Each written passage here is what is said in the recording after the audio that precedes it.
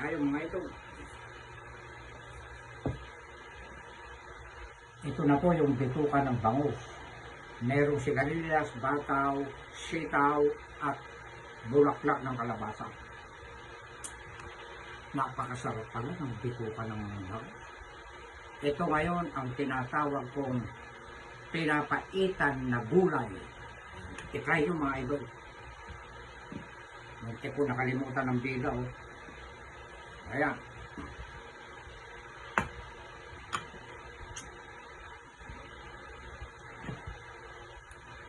Parang nangihihi na ako eh. Gusto kong magpa-air. Ito. Lakas ng katawan.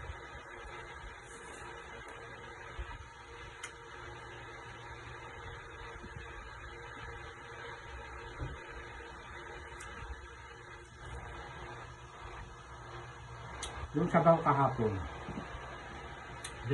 binabayaran ko 10 pesos. Ito, 10 pesos na naman ito. Ayaw tanggapin. Kunin mo ka ako. Kasi inilalagay mo ka ako sa plastic. Eh, bumibili ka ako ng plastic.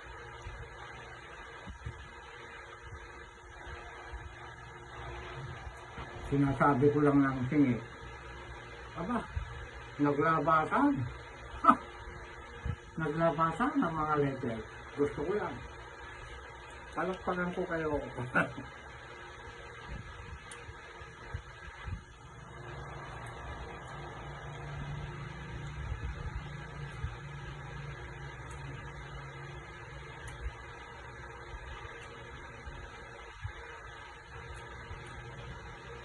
Tuwan-tuwa yung mga bata, yung mga alala ni Paring Rob. Pag inaabutan ako ng nangihingi ako ng mga bituka, inaabutan ko sila ng pera.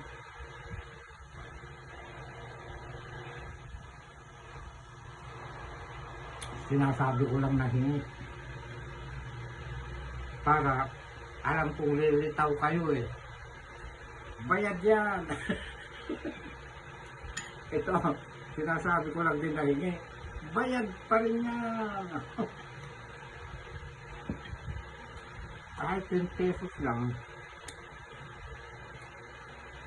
nakakahiya naman yun. Hindi ka kakain doon tapos hihingi ka na lang basta-basta ng sabaw. Mababait sila. Ayaw nilang tanggapin yung 10 pesos. Ipipilit ko kasi ilalagay nila sa plastic eh. Eh bumibili sila ng plastic. Ganon. Concern si Direk. Katapat.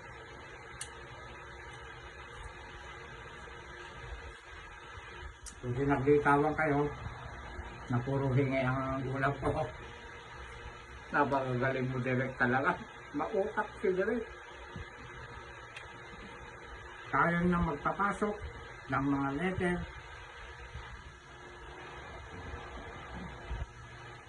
Sabi ko, pag pinost ko ako ito, may lilitaw na gano'n. Gano'n ang comment. Ama! Hindi ako nagkamali.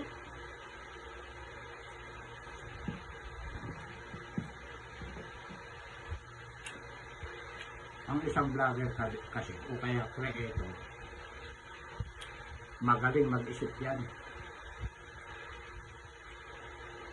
Alam niya yung mangyayari bukas o sa susunod na bukas kung ano ang i-comment ng mga letter na yan. Nakakatotoo lahat sa pamamagitan ng ginagawa kong videos.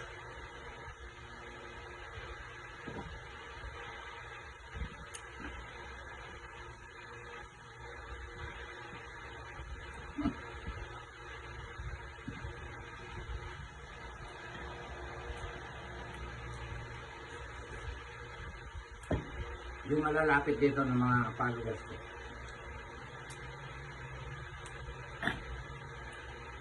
I-try nyo kumain doon. Ang sarap ng timpla nila. Bukod sa mura pa, masarap pa. Ito yung buto-buto, oh. Dalawa. Malalaki.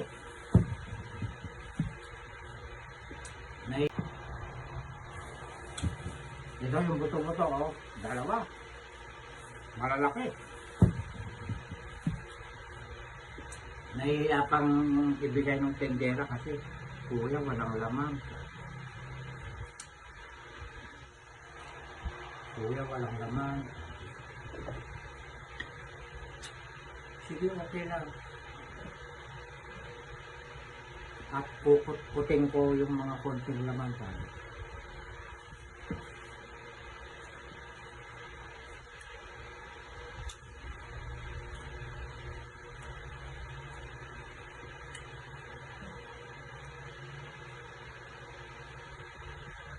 Nalimutan ko ang pili.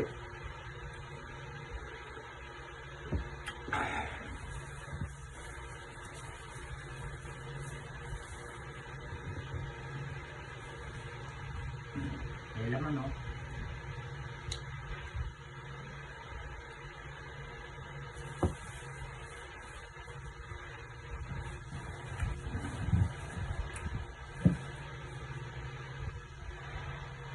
May utak yan sa loob.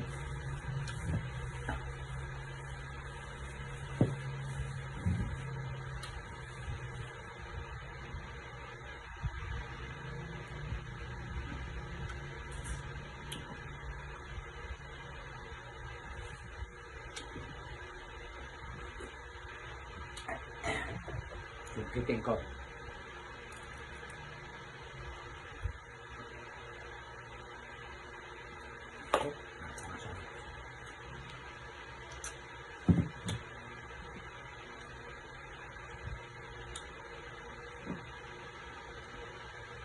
Baka.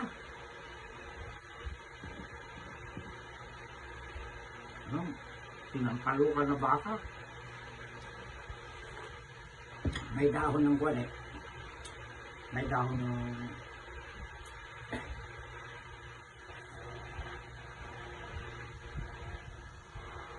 sampalo.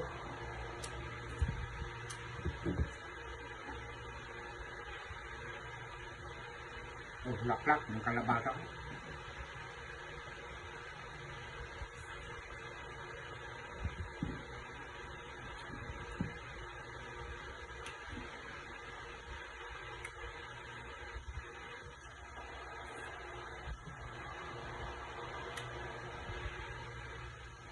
May nagre-request daw na pagkakain ako eh. Kikindat daw ako eh. Ay!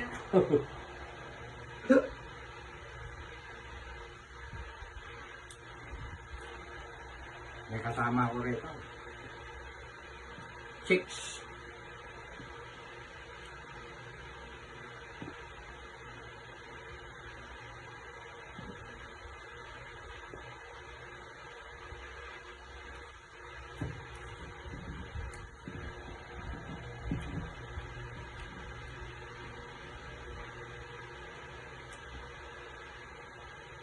Mamaya ka ang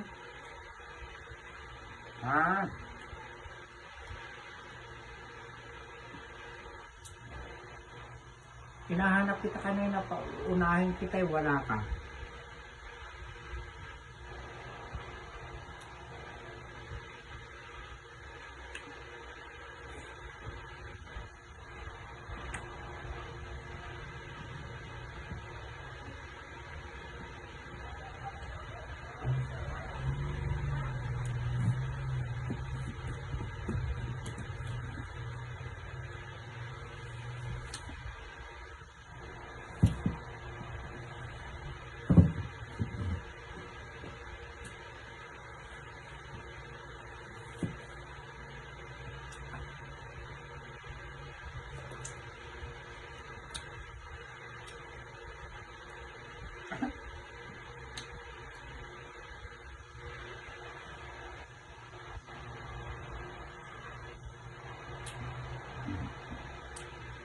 Sitaw, bataw.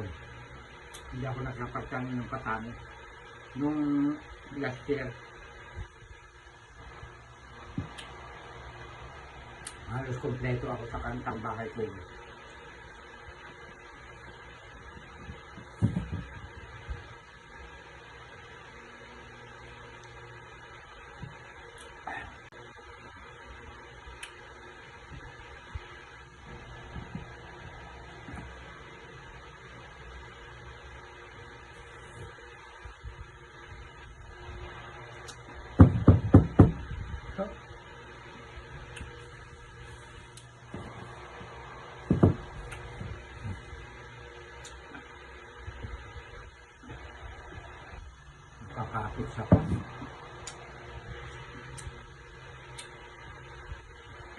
ko na lang sa bukid mamaya.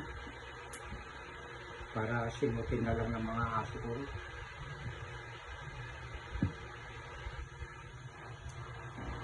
Atay.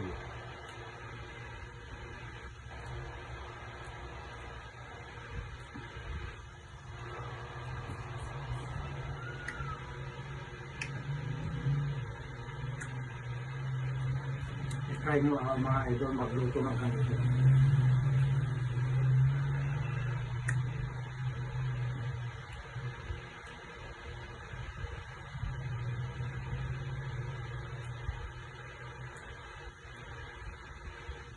Magpakulo kayo ng konting mantika kasi mataba yung pan dito ka ng bangus. Pag kumukulo-kulo na ilagay nyo na ikakalat na ganun sa kawali. Kaya ang kumukulo, alalay lang ang apoy.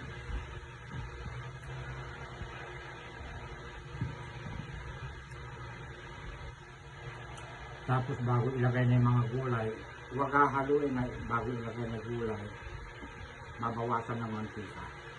Ilalagay na yung mga gulay. Ang sarap. Pinapaitang gulay.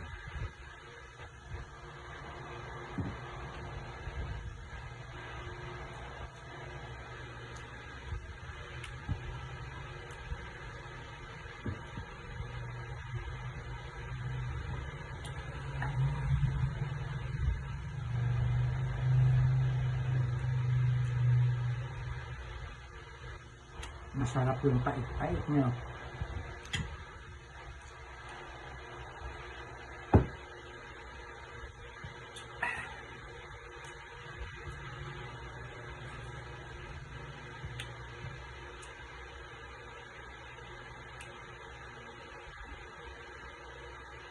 Walang sayang yung laso na. Pinagayat-gayat ko. Ito.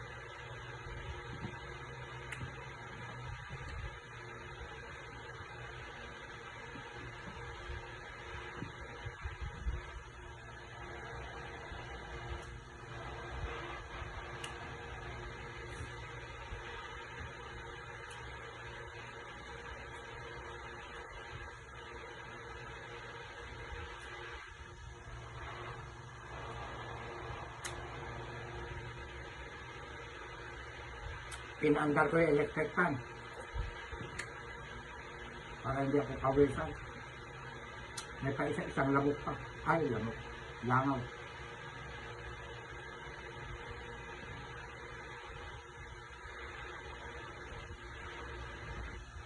Mamaya.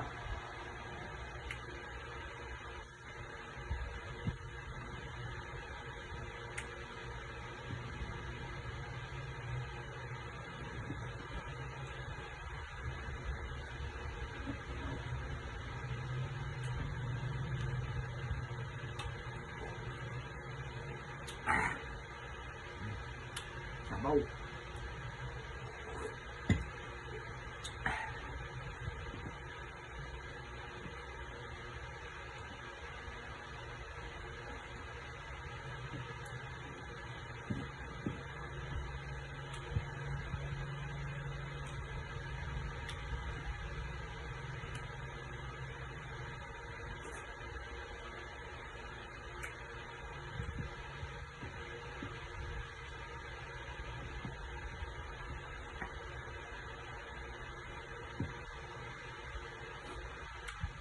Marami akong kutsara.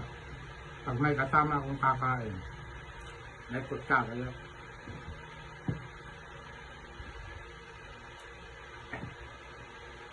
Wala akong kasama. Hindi kakamayin ko.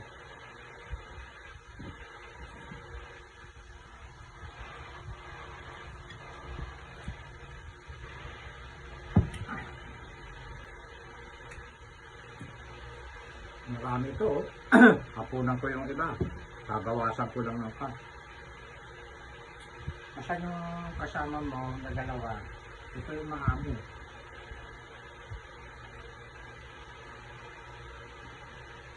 Huwag ka nang alis, papakainin na kita. Ha? Hindi Hindi. Ito Maamot ko eh. Kalit.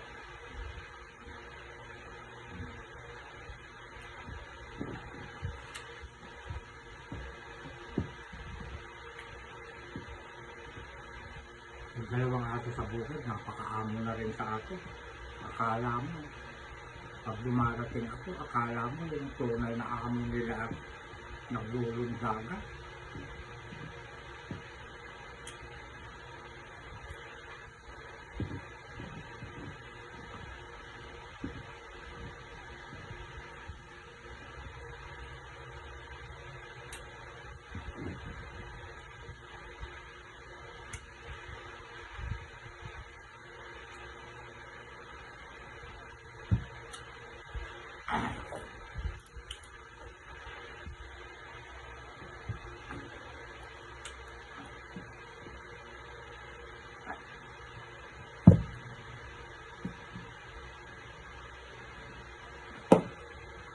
Oh, malangaw.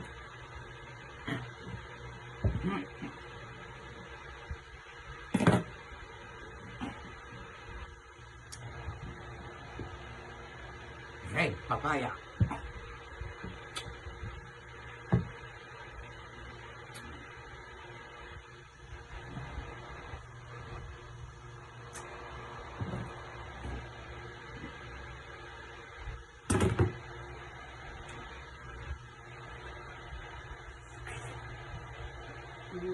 Napakatamis.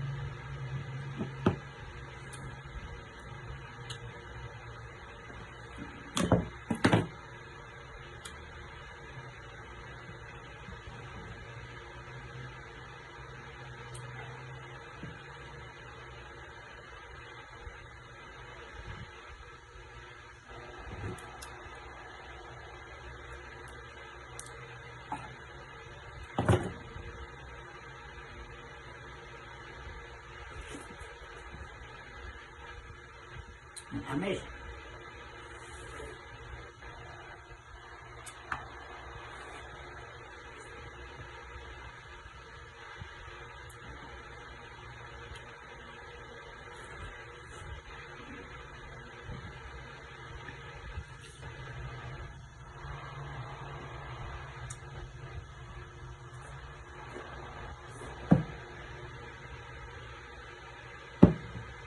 Ito ay hapunan ko.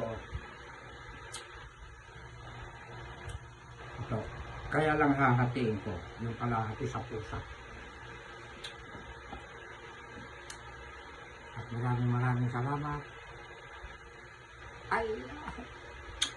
Thank you for watching. I love you all. Kasama mga letter. Ikat mo na.